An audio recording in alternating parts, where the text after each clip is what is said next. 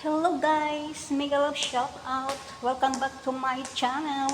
This is Lady Girl channel once again guys for today's vlog. Ayan, mag-exercise na naman si Inday.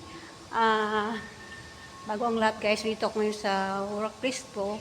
Dito ako dumaan sa may car park area sa basement kasi mainit sa labas. So, nang shortcut ako guys.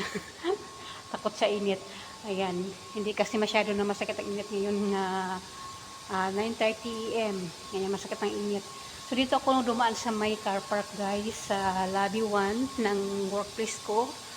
Papunta ako ngayon guys doon sa aking, work, workout place pala.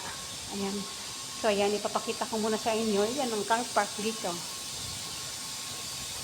Wala nga init kasi sa ilalim ako dumaan.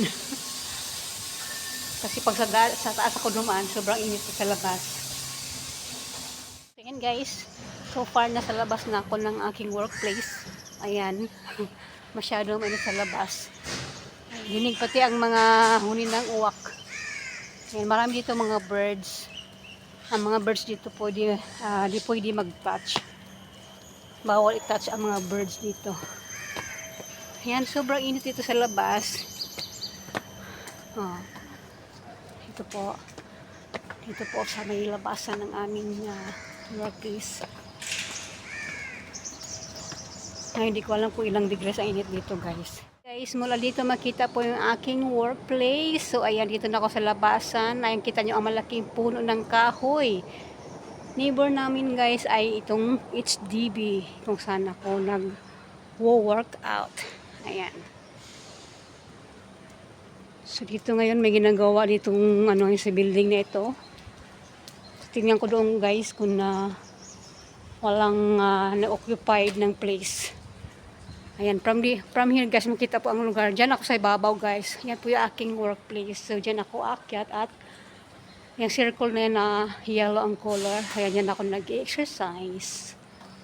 So tara guys, samahan niyo ako sa aking pag-work. So, ayan. Nandito na ako, guys. Ayan na aking kaibigan na Indonesia sa baba. Naghihintay siya ng kanyang kaibigan. So, akyat tayo. Maganda dito sa lugar na to, guys. Kasi mahangin sa taas. Kaya sa taas ako nag-workout. Katabi ng HDB na ito. Ayan. So, this is it. This is my place. Dito ako nagagandahan mag-exercise kasi ayan, mahangin, may puno.